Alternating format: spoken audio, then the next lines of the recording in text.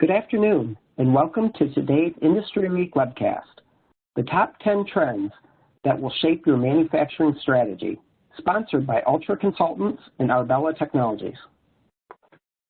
My name is Peter Freddy, Technology Editor with Industry Week. Before we begin, let me explain how you can participate in today's presentation.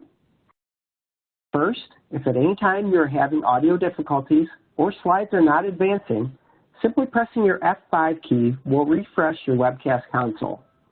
If you have any technical difficulties during today's session, please press the Help button to receive assistance in solving common issues.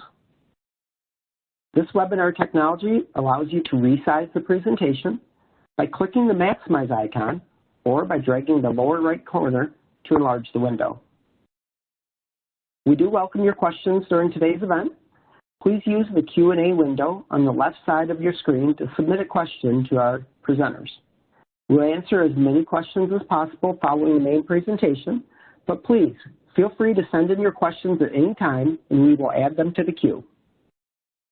Also, we are recording today's session and you will receive an email where the archive is available on the Industry Week website. On your console, the Ultra and Arbela logos are both hot linked. If you would like to visit either website during this webcast, you can click on the logo and a new window will open. This will not take you out of the webinar. I would now like to welcome today's speakers. Paul Denmark is Senior Consultant and IEM Industry Captain with Ultra Consultants. He has more than 30 years experience as a Senior Supply Chain Management Leader with broad-based global experience in driving benchmark performance throughout several diverse manufacturing environments. Paul's focus has been on driving new or enhanced ERP implementations, advanced supply chain planning and scheduling, demand management, procurement, distribution, engineering change control, and management of complex manufacturing operations across multiple plants, both as an industry practitioner and a consultant. Paul holds a bachelor's in industrial engineering from Penn State University and a master's in computer integrated manufacturing management from Rochester Institute of Technology. As Chief Strategy Officer, Tim Harris builds strategic initiatives, industry focus, and incubating practice development across Arbela to achieve long-term goals. In addition, he leads a team of strategic engagement consultants who identify and deliver continuous value to clients through strong leadership backed with over 15 years of ERP, CRM, and BI consulting experience. His experience ranges from building industry solutions for the postal industry supply chain with SAP to manufacturing, distribution, healthcare, AEC, and professional services solutions with Microsoft Dynamics. He has a talent for successfully implementing large, complex solutions. And with that, welcome, gentlemen. The floor is yours. Thank you. Thank you. So today's webinar, Paul and I will be talking about the top 10 trends that are really shaping the manufacturing strategy in today's world. Well, Tim, we are looking forward to getting back to our pre-pandemic lives. Some want to get back to the old way of doing things. However, what changes to the workplace do you see as permanent shifts in the post-pandemic world? Yeah, thanks, Paul. You know, there's a lot of great studies that are taking place on this specific topic. One of them is really interesting, is from Gartner, that talks about this post-pandemic planning framework where, you know, during the course of the pandemic, we were in that hyper-response mode where things were really being disrupted at a pretty large scale. And then kind of moving into that recover mode where we start to restart activities, we start to reopen locations, we start to rehire, employees. The budgeting process is redone. And really one of the big areas is the resupply lines. We had a lot of disruptions in supply lines this year. And what we're looking to do is to understand and put more resiliency into those supply lines going forward. And then really trying to create a plan for a stable state, not really knowing where this new world is going to take us per se.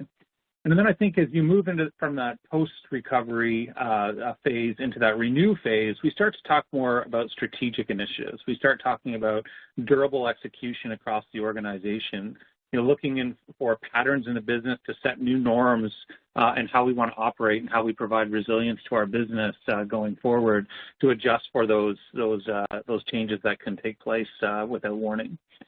And I think one of the other big disruptions that we're seeing out there is really the change in the workforce.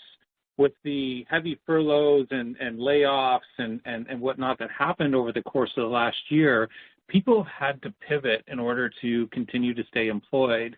And what we're starting to see is a pretty big shift in specific areas of employment. So one of the areas that has been heavily impacted is customer service and sales. Given the markets that people were serving, salespeople, customer service reps were moving to new industries that had increased demand, like healthcare and other, industries that were thriving under the COVID times. And as a result, it's left a bit of a shortage in terms of those resources being able to be leveraged. So how do those companies respond during the pandemic? They instituted a lot of, chatbots and other technologies that would divert from having to use a human being necessarily in that position, but it also left a bit of a void in terms of the skilled labor in those particular industries. The other one was the clawback on production and warehousing, given the close proximity challenges that existed during the pandemic itself.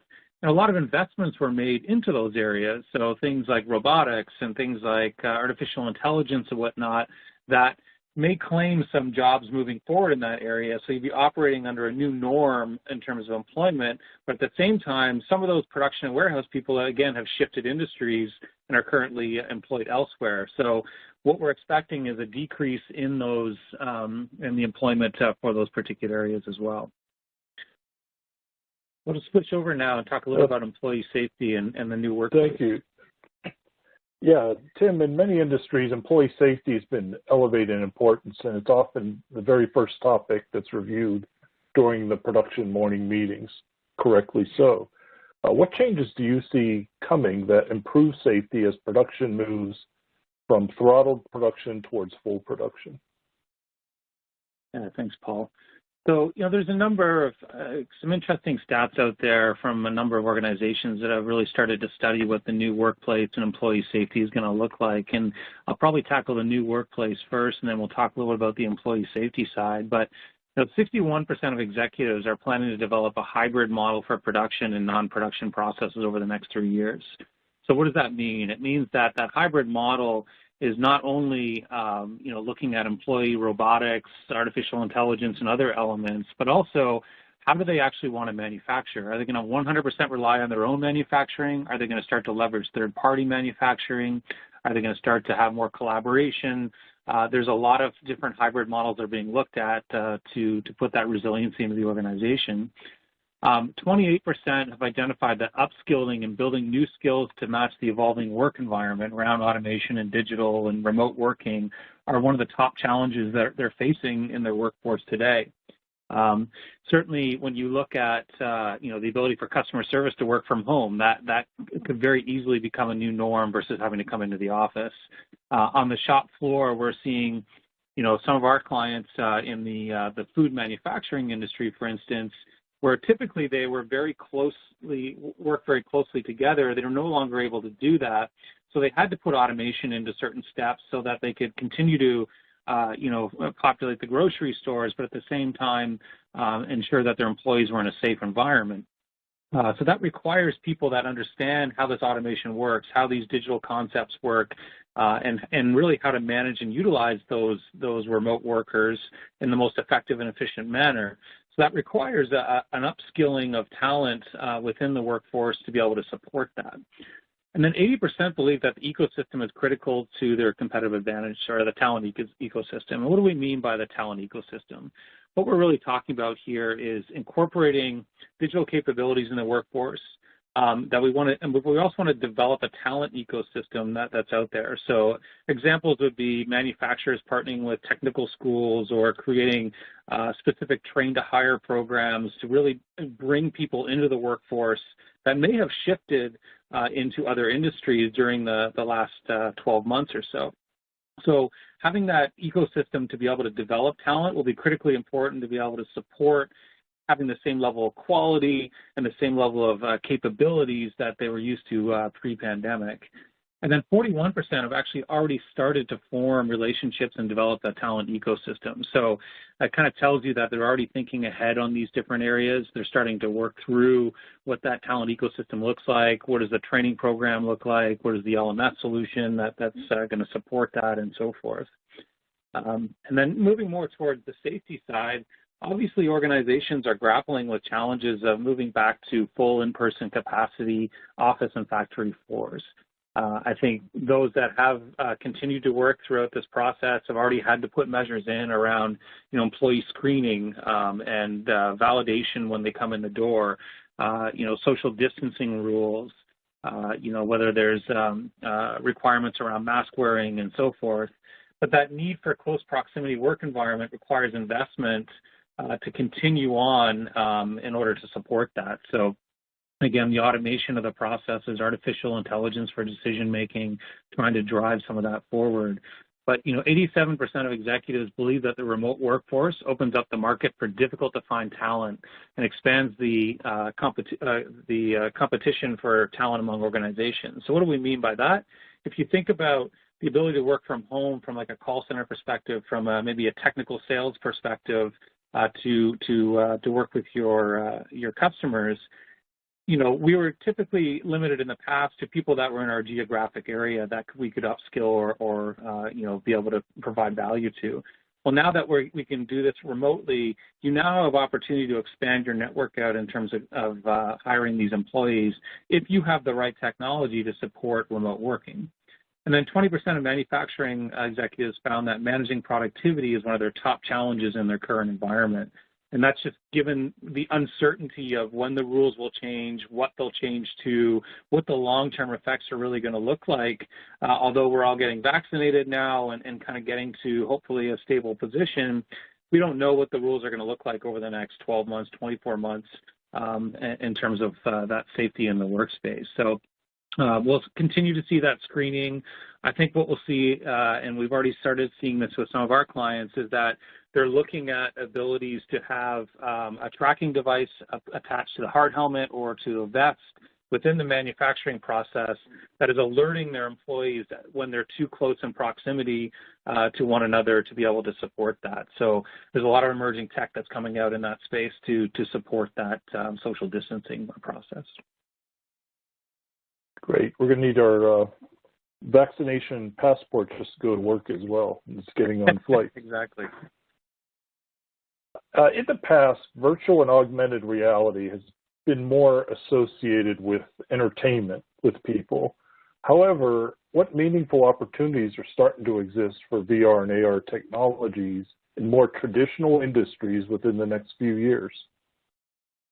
Yeah, that's a great question. We're seeing a huge uptick on this right now from a technology perspective. We deal with Microsoft technology, so what we're talking about is like HoloLens 2 technology, where you've got an augmented reality set of headset on where you can see your natural environment, but you can superimpose information on top of that natural environment to really support that.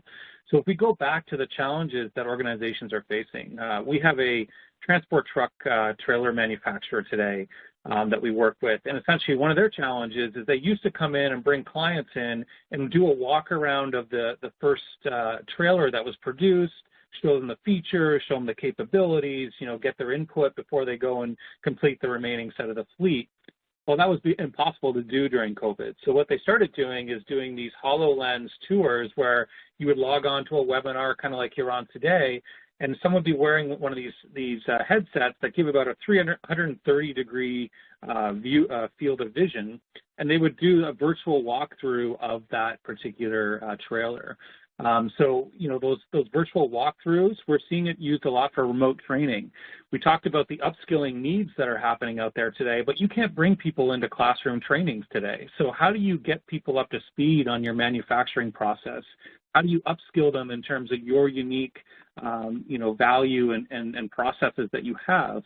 So one of the ways that we're seeing that happen today is that through the use of essentially a digital twin of your actual environment, you can actually interact with a installation process or an assembly process or a manufacturing process on a digital twin and let them interact with that as part of their training process. And they can do that 100% remote so that when you're ready to bring them in to do the work, they've been trained and essentially have gone through, a virtual version of actually going through the processes out there. The other big one is guidance on repairs. So as you're bringing new people into the workforce, and maybe you have a complex assembly process, a lot of wiring or other elements that today are really complex, for a new person coming into your organization to understand, rather than have someone, buddy up with them for their first set of builds, you can have them put on a virtual or an augmented reality headset, and it'll actually guide them through the process. So superimposed over top of the physical object you have in front of you will be the instructions on how to run the wiring through the device, how to connect, which ends to connect together, how to, solder something and where to solder it and so forth. So all those kinds of like guided repairs or guided assembly can be done in a virtual environment superimposed over your physical environment, which really speeds up the learning process and ensures that your quality standards stay up to speed for your end customers. And then it really, helps the new workers get up to speed on exactly what's going on. We talked about the remote tours of products. Quality reviews is another thing. So how do I go through and do a quality review? So we often, when you use virtual or augmented reality to do quality inspections, checking measurements automatically or looking at color deviations or other elements that could go into that to make sure that someone's guided through that process or the actual device can actually point out errors or issues from what they see versus what they expect to see in those particular areas. But it's an interesting stat, some of the top digital technologies being invested in the next 3 years. AI and analytics is obviously a big part of that, but we see about 15% of organizations really going hard into the AR, VR space. And I would say that number is probably driving a little bit higher now than when the study was done towards the end of last year, because we're seeing a very big uptick in our client base asking for this type of assistance so that they can continue their operations. Yeah, and if you think this is years in the future, I just came off a meeting a half hour ago where the client is working on making sure their designs, which were engineered to order, that the client can use this type of technology to approve the design because it has to fit in a very tight lab space. It's sort of lab automation. So it's happening now. Yeah, it's very exciting. Oh, we just did this. We just did this in the Intel plant, actually. So the company that services the automated machinery that pick up the microprocessors and whatnot in the Intel plant, it's all automation. It's these big tracks that run across the plant at very high speeds, but are now unable to the scale of production. And the company that built that system actually uses HoloLens to do the repairs within that facility. Oh, very exciting. Yeah. In the internet, in the past, the Internet of Things was narrowly assumed to only apply to high-tech industries. However, how is the IoT applied to solving more common challenges in other type of industries, and how is that here today? Yeah, sure. Thanks. So IoT, and we'll talk about this concept of digital twins, are really kind of supporting that resiliency and flexibility within your manufacturing and supply chain. So if you think about the evolution of manufacturing, we had that first revolution of mechanization, water and steam power. The second revolution was around mass production and leveraging electricity. The third revolution was starting to bring computers and automation into the process, and really what they call, Industry 4.0 is talking about, combining cyber physical systems and IoT into the environment to give us better visibility and capabilities. So if you think about how we can leverage IoT, adding sensors, just a simple example, but adding sensors and machine learning to the production line. So maybe pulling telemetry directly off your tooling and your your devices that are out there to help predict and prevent and even prescriptively fix problems before they occur. And that comes into that concept of digital twin. a lot of times you can actually get the telemetry from a system, and it'll tell you that there's an error or an issue. And rather than having to send a physical person out there to go and repair that, you can actually send commands back to that system from what we call the digital twin to be able to actually fix that problem. So we're removing the time required for a field service agent to have to come in, repair the machine, all that downtime that goes along with that. You can digitally essentially push the fixes through to that environment. But at the same time, you're collecting all that great telemetry data from that system. You know, is the vibration increasing? Typically when the vibration increases, we know it's going to break down in the next, couple of days. So let's do a preventative maintenance repair on that versus having to do a repair on something that's broken, reducing that downtime.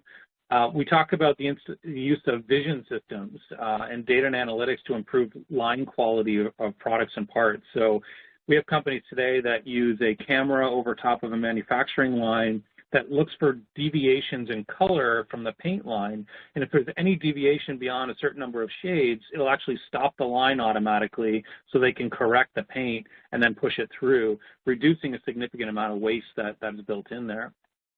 Digital twin technology helps manufacturers really for disruptive events. So if you think about the repair processes out there today, having to be physically present, we talked about the remote ability to kind of update those.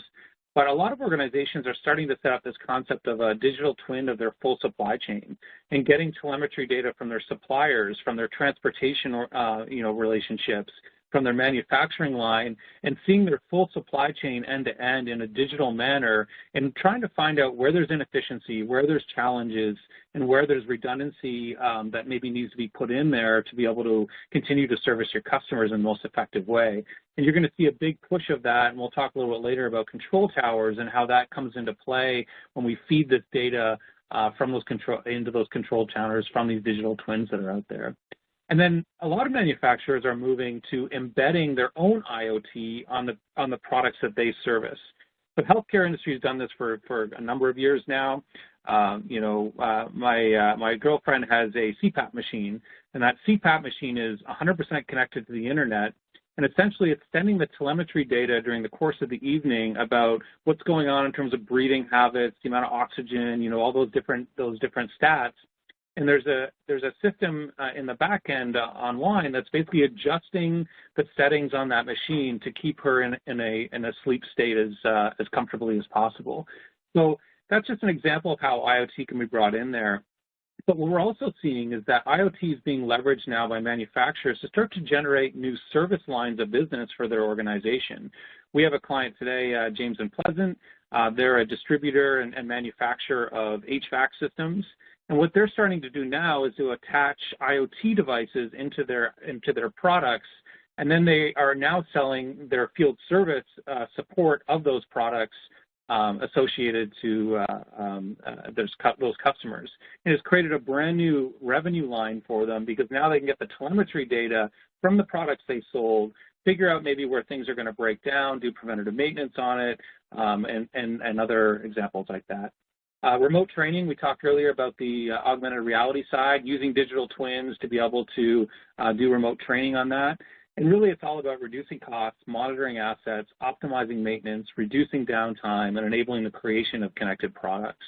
And I think if you, again, Accenture study saying that 87% of executives agree digital twins are becoming essential to their organization's ability to collaborate in strategic ecosystem partnerships. And that comes into really digitizing your whole supply chain and getting that telemetry data throughout the whole process so you know what's going on. We finished an IoT project with a company called PLM Trailer. They make refrigerated trailer trucks, and they lease them out. But one of their value propositions is that they can get the telemetry data directly out to the drivers of those vehicles. So you can imagine if the vehicle runs out of gas while it's idling at a dock to unload, you could lose the whole load because the refrigeration goes down. So they have the ability to alert the drivers, and if they don't get responses, they'll send out a refueling truck to basically refuel that truck, avoiding millions of dollars of loss of product out there. So, you can create these really interesting services lines by incorporating IoT in the products that you produce today. We'll go to the next slide. And even the most common type products. And that kind of is a good lead into the resilient supply chains. Because always I'm wondering how industries can migrate from having a narrow focus where the supply chain executive sees the supply chain and what happens in the four walls of their plant. And it's a reactionary view, and migrating them to what I call more proactive view, where they think of how to prevent a problem and to look at the supply chain more globally on connecting to their customer and their customer's customer and their supplier, and just saying, that's my supply chain, not just what happens in the four walls. How do you migrate from one to the other and build in that preventive type to build a resilient supply chain?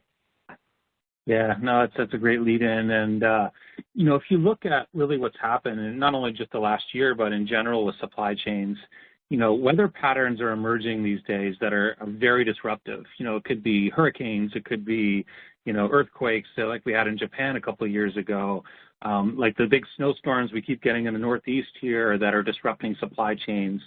The cost of transportation is increasing. Foreign labor rates are changing, and tariffs are being added to foreign products and bringing them overseas. There's a lot of complexities in supply chain today, and COVID just exacerbated that to the next extent. So when you think about where we've gone from supply chain maturity, we started off that kind of reactive mode, then we went into manual expectation identification, that sort of tacit knowledge that sits in the planner's brain that's been there for 20 years. Then we started doing the management by exception and kind of dealing with, okay, these are exceptions that are occurring in the process today. And that's where the majority of the industry is kind of sitting today. But really, to move up the maturity line, we need to get to the analytics side to identify exceptions at scale. We need to be able to have analytics act with foresight.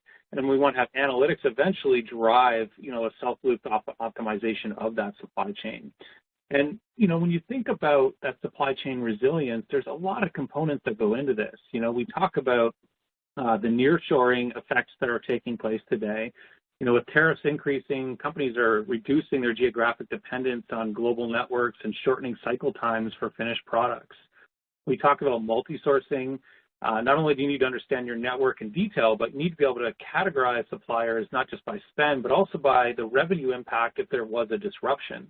And I think we saw a lot of that happen in COVID because of the inability to bring things from overseas and shortages in specific products and materials that were out there. And then when we talk about a platform product or plant harmonization, I think if you think of the automotive industry, they do this really well today. So how do you harmonize plant technology to allow as many products as possible move seamlessly across the network? If you think about, in automotive, it's, the chassis. The chassis might be used for 3 or 4 different types of cars. So if one plant does go down, you still have the ability to produce a lot of the same goods and so forth. We talked about ecosystem partnerships. We're talking about a diverse ecosystem with redundancies built in, especially for key raw materials. I think we're all seeing the shortages in microprocessing and whatnot today. When can you support multiple locations on their own? There's a shift now of putting redundancy in by having third-party manufacturing and third-party logistics maybe augment what you're doing within your 4 walls today, so that if there were disruptions, maybe by geography or what have you, you have those alternatives to be able to continue to support and supply your customer base. And then inventory buffers. There's a lot of inventory shortages caused by a lot of things like weather, natural disasters, trade wars.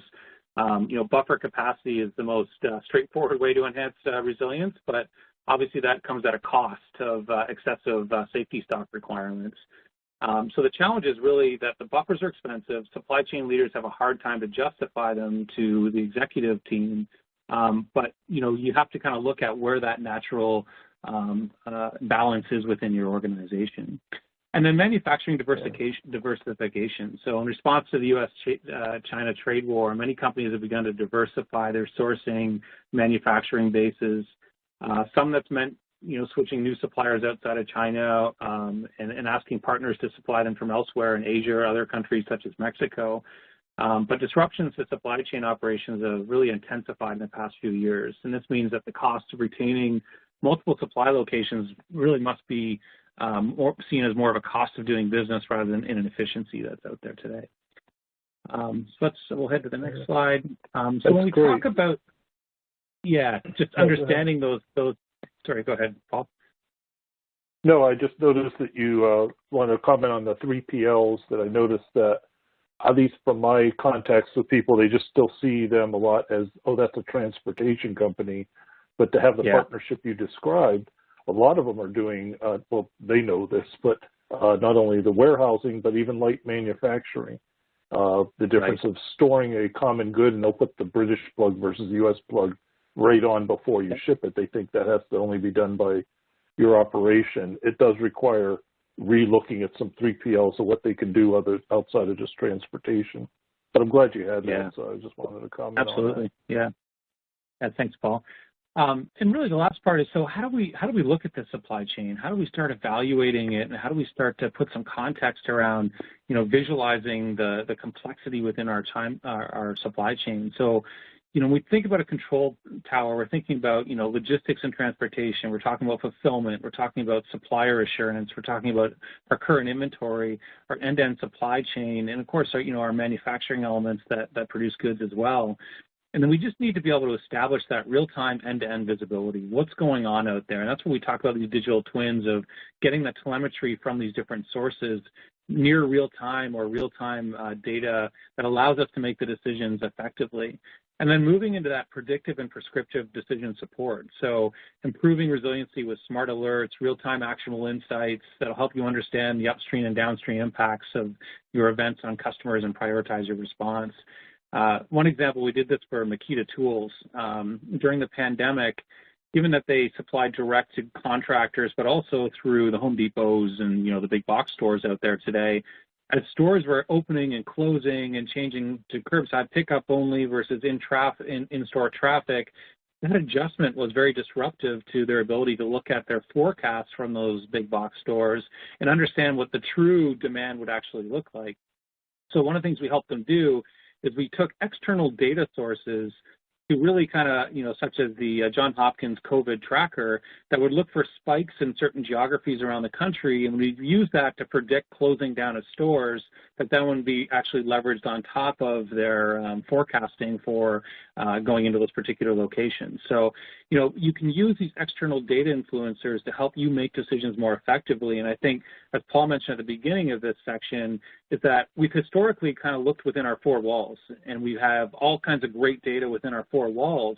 But the reality is that there's external influencers out there today that are really impacting our ability to forecast and understand, what's going on and what's actually needed and when.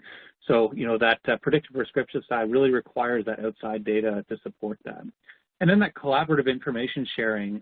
If you look at some of the sales across some of the, procurement portal technologies that are out there in the last 12 months, they've gone through the roof. That collaboration with your vendors out there is critically important nowadays, especially as shortages are coming up and whatnot. We need to combine that into our supply chain playbooks so that we can figure out exactly what's going on and understand the KPIs that help us be more effective in that space. We'll switch gears. That's great. So how does big data evolve from what traditional people would call data warehouse days? And what changes can be expected to make this information more accessible to more people throughout the company and on demand? Yeah, big data has gone through a monumental shift in the last, year to 2 years, I would say. The concept of, data lakes and decision support systems built on top of these has created the ability for us to store large quantities of data at a very inexpensive cost. I mean, it seems like every month the cost to store a gigabyte or a terabyte is going down and down and down and down. So the ability for us to ingest large quantities of data and then be able to leverage cloud-based technology, which is essentially like an endless stream of capacity to process these events, has really changed the way that we look at data.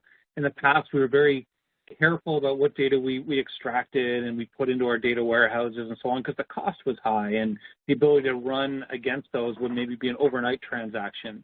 But with the cloud-based technology and the cheap storage now, we can extract that data in a very raw manner and then be able to aggregate it and report on it in a very meaningful manner. What it's done is it's allowed us to be able to look at data very differently. and to be able to collect it from a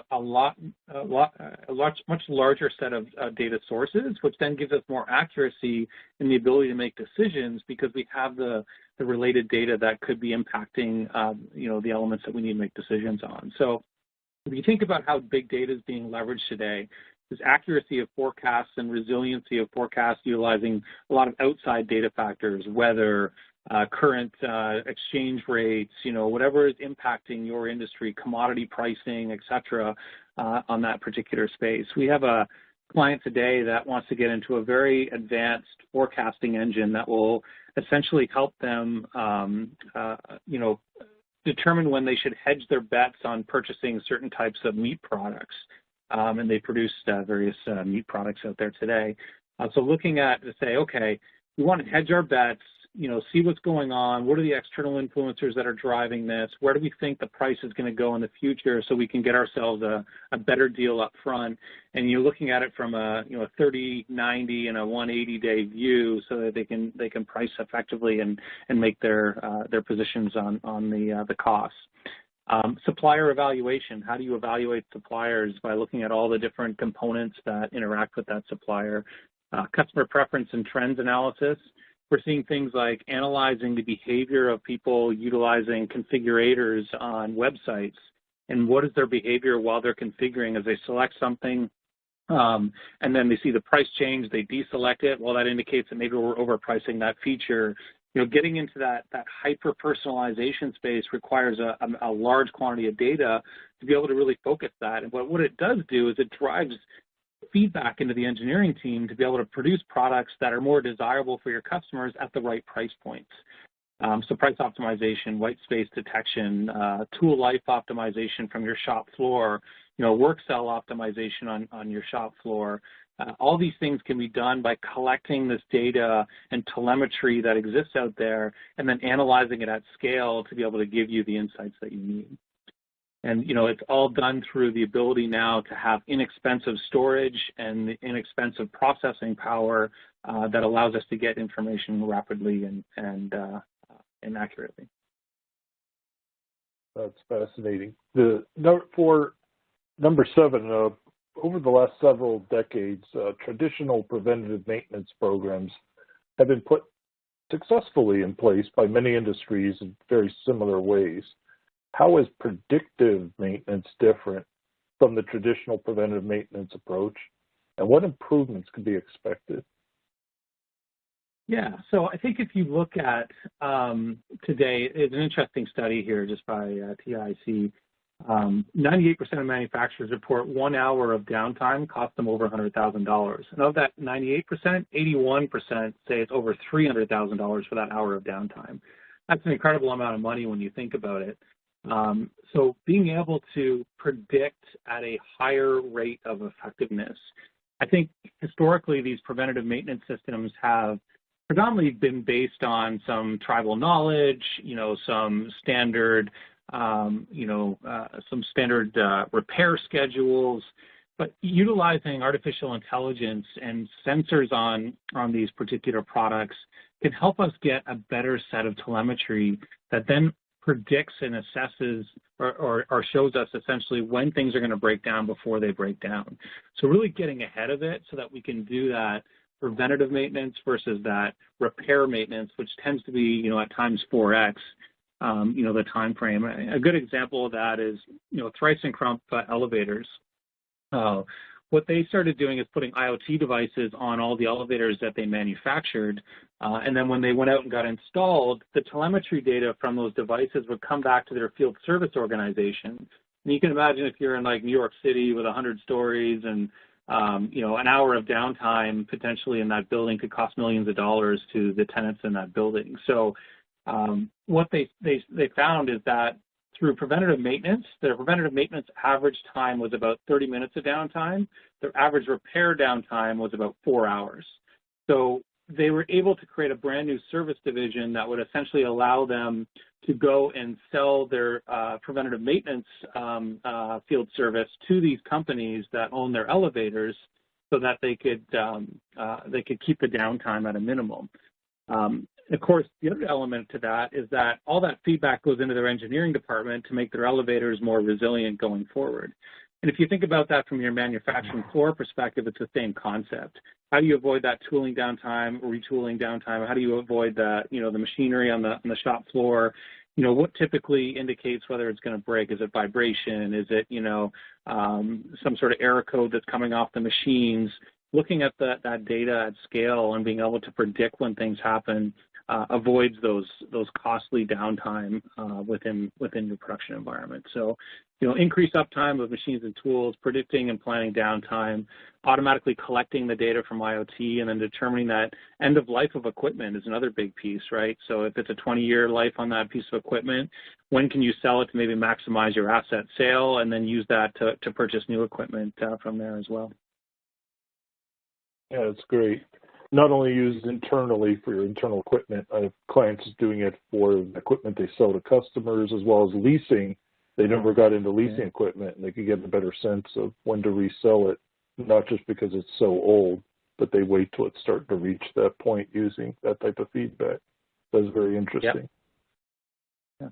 For recently, AI has been used to make even medical diagnosis on patients that are often more accurate than that from an experienced doctor by consuming all the information out there related to that science based on the diagnosis of the patient. Is the use of AI still too far out there for some exotic uses like that? Or can it be used for more common industries? If not, what are the industries, which ones are starting to use AI just to solve common industry problems?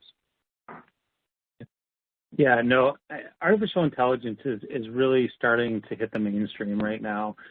We are seeing this. I would say the number one piece that we're getting asked for right now is forecasting and scheduling.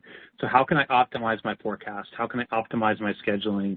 We talked earlier about big data and being able to leverage that external data from your environment, whether it's from your weather patterns, currency rates, et cetera, whatever is influencing your forecast today, bringing that on top of your sales forecast to provide a better level of accuracy on that.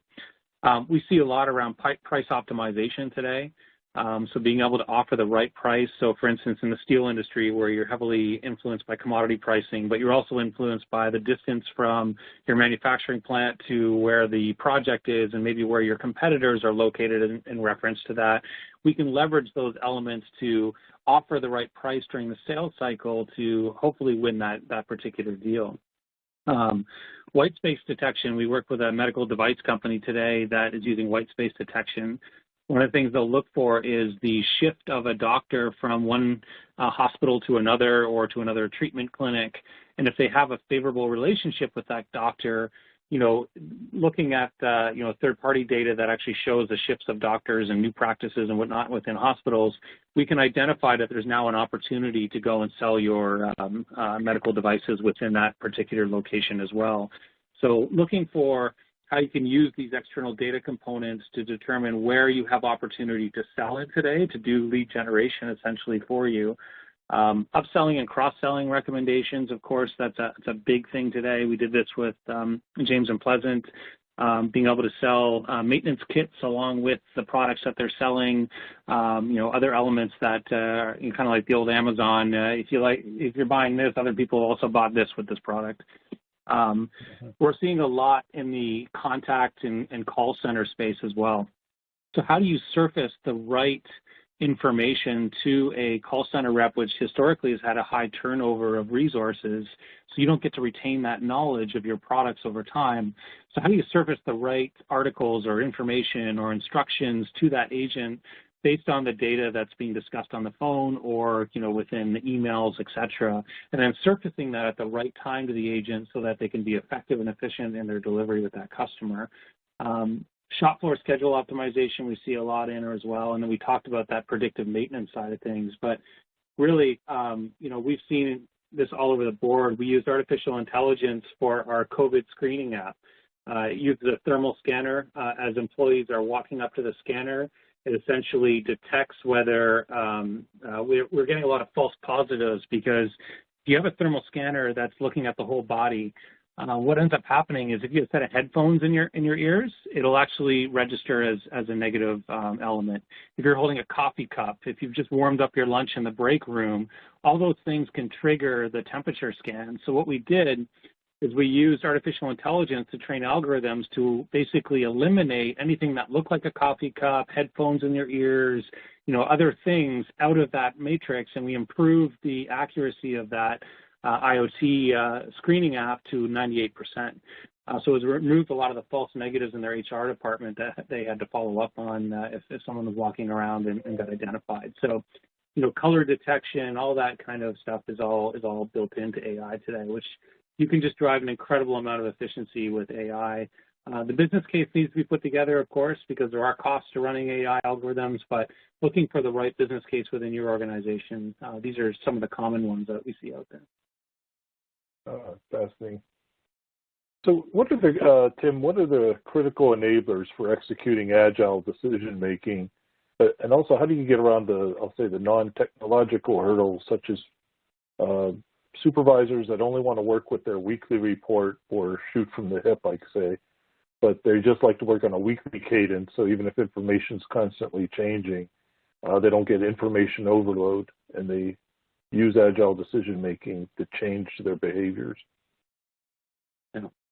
Yeah, we have this concept within our organization. We call it meeting people where they're at.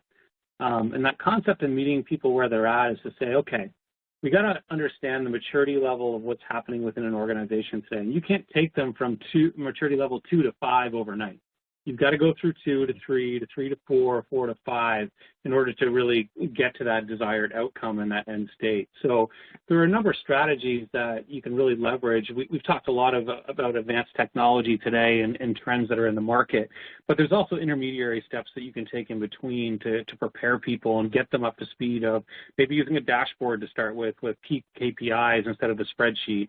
And then once you get them familiar and comfortable with the dashboard, then you can move them into some, prescriptive recommendations and what have you. But you kind of have to guide people through that journey.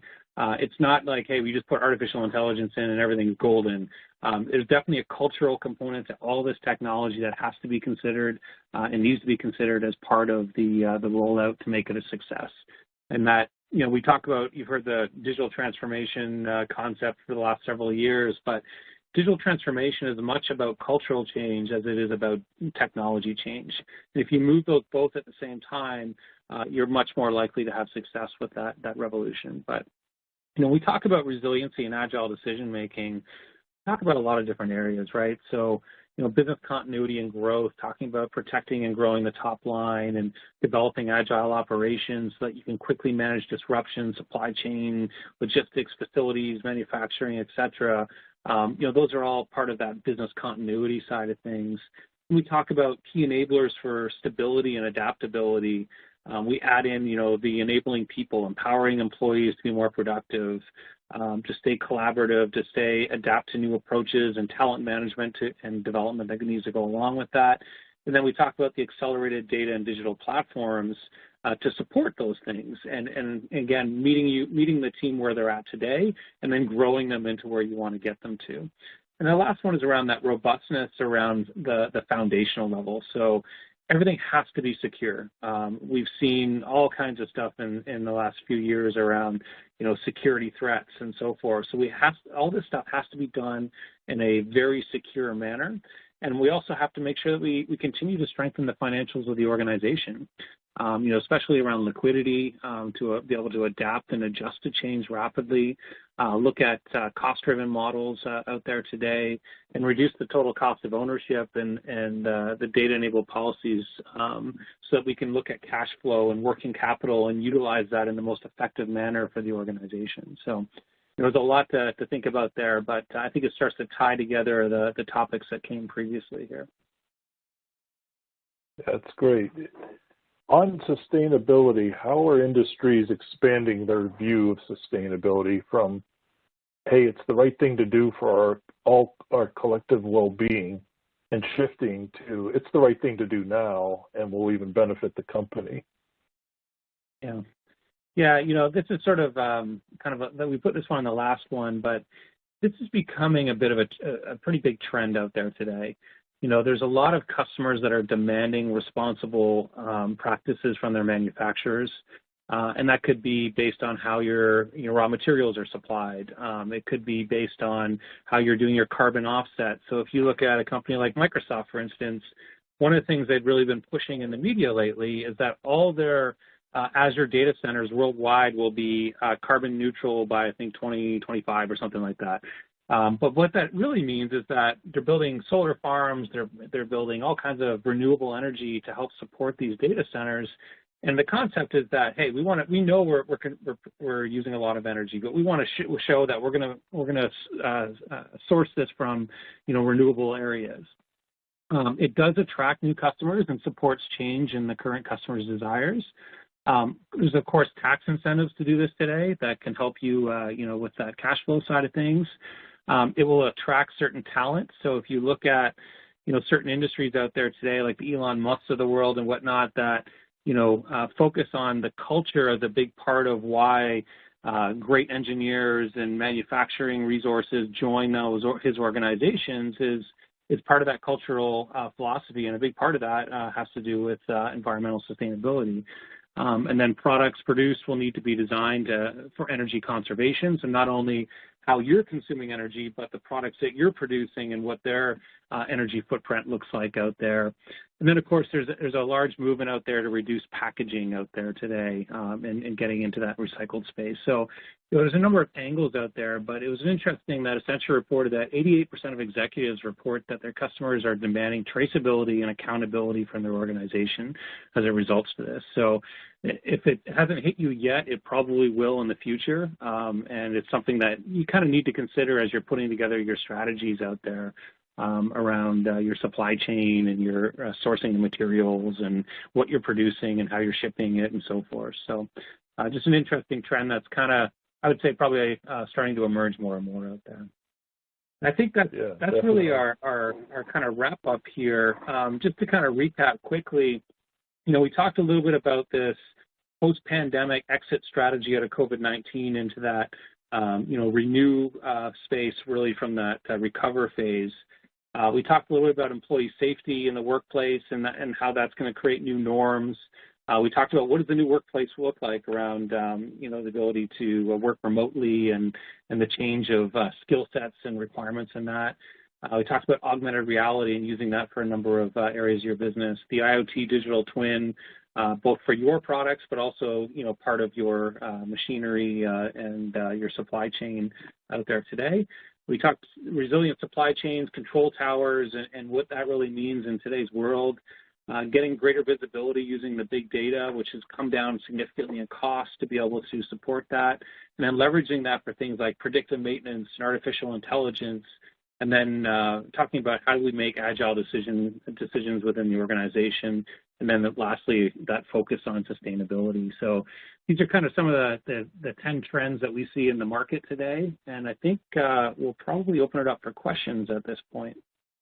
And that's Paul, you want anything else to wrap up? No, you said it perfect. Thank you, Tim. It was fascinating. All right. Well, we do have a number of questions, so we're going to jump right in. As a reminder, while Paul and Tim are answering your questions, please take a moment to complete the feedback form on the left side of the lower toolbar. First question here. Do you see disruption to the supply chain model coming from newer trend of manufacturing and assembly closer to destination, thanks to like innovations that 3D printing, enabling micro batches, that type of thing? Yeah, absolutely. So that is definitely a big trend, especially with tariffs in kind of an unknown state with China and other locations around the world. We're definitely seeing a lot more nearshoring or onshoring and leveraging innovation and technology to be able to do that at a lower cost. So we know our labor costs are obviously higher, but when you can put in robotics or you can use 3D printing or you can use those types of technologies, it starts to drive that innovation in a nearshore or an onshore type of model. Paul, if there's anything you wanted to add to that. No, I definitely see some movement from sometimes China to other countries like Thailand, but they also bringing it onshore, as you pointed out, at the same time. Yeah. And I think probably short term, you're going to see probably a mix. I don't think it's going to just swing the needle from one end to the other. You're going to start to see that resiliency, right, of saying, okay, we're going to start to do a little bit here and a little bit over here, and that way we have the capability, if something happens over in China, we can just ramp up here, maybe in the near shore or onshore. You're going to see that kind of play out, I think, over the next few years here as we figure out our new norms and stabilization. All right, great. Next question we have here.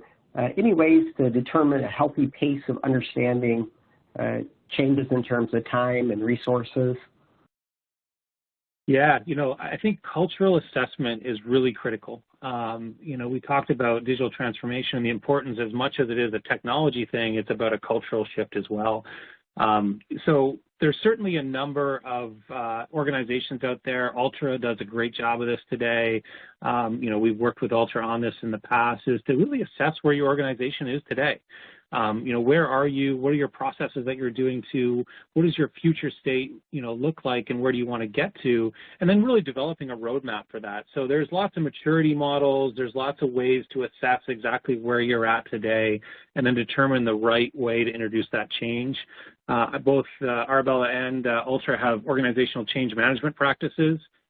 Because those are pretty critical, roles to be able to adopt a lot of this new technology and so forth. So there's absolutely ways to do those assessments and maturity assessments, and then there's a road mapping component, and then there's the execution component. And Paul, I don't know if you want to add to that at all. Absolutely. We usually give a measurement, so people do a self-assessment to see where they are, just so we put some realism early on. We don't wait till the end.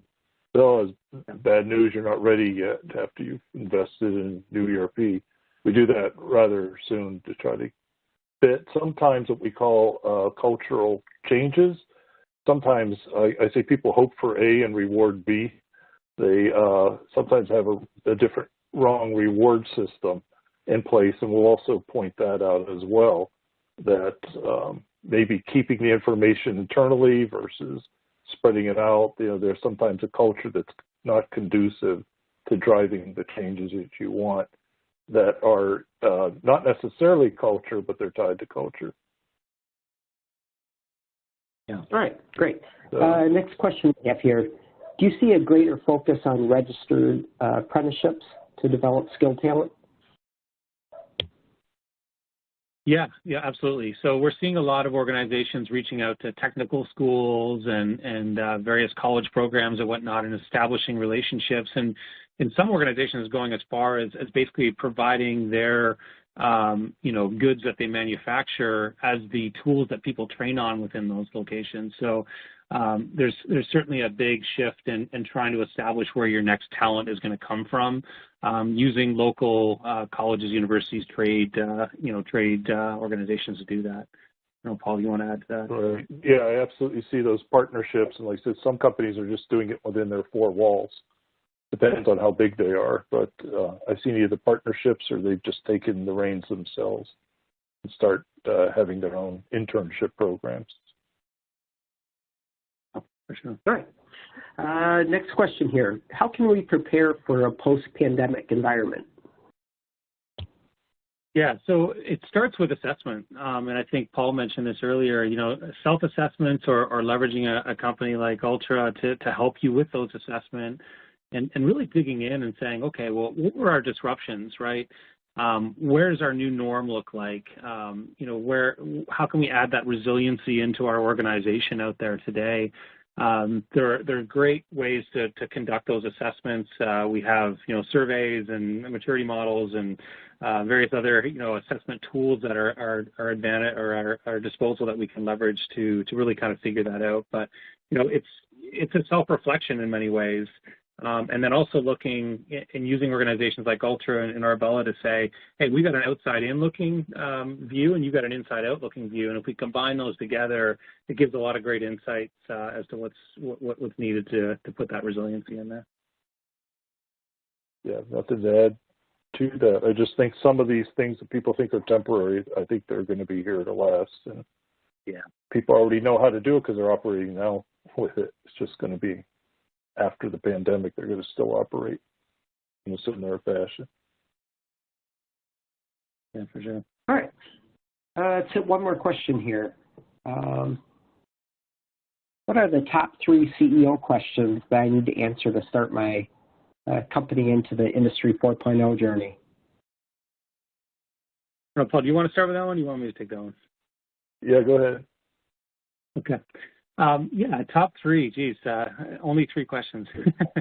I would start to look at where you can drive efficiency within your organization. So, part of asking the right question is also understanding your business. And I don't think there's any 2 businesses that are the same out here today in terms of where your specific challenges might lie. But if you have to understand where the priority of the organization is. Is the organization struggling to meet client demand because of shortages in the industry? In which case, you want to drive a little bit more in around, understanding that side of things. From an IoT perspective, you look at 1 or 2 different ways. You look at it from either we're going to put IoT in our products that we sell and give us a competitive advantage and potential, additional service lines, or you look at it from how can IoT help us become more resilient in our manufacturing process and our supply chain process. Some of those things are drivers, but the key drivers are where is your business challenged today, and how can we leverage some of these concepts to be able to support a more resilient organization. Yeah, I'd also add, know, and maybe this doesn't come to 3, but know your core competencies and where your strategic advantage. For example, one client, they do design, say, project management and manufacturing. Individually, they could be outsourced. Collectively, you could compress the lead time between all 3 internally by integrating them, and nobody could compete against that. So when you look at things like what's your core competency, are you competing against time? Is it against money, et cetera? And knowing what makes you, I guess, special or something like that, and protect that. I think that's important as well. All right. Well, unfortunately, we're out of time. I would like to thank our speakers, Paul Denmark and Tim Harris, as well as our sponsors, Ultra Consultants and Arbela Technologies. On behalf of Industry Week, have a productive remainder of the day. Thank you.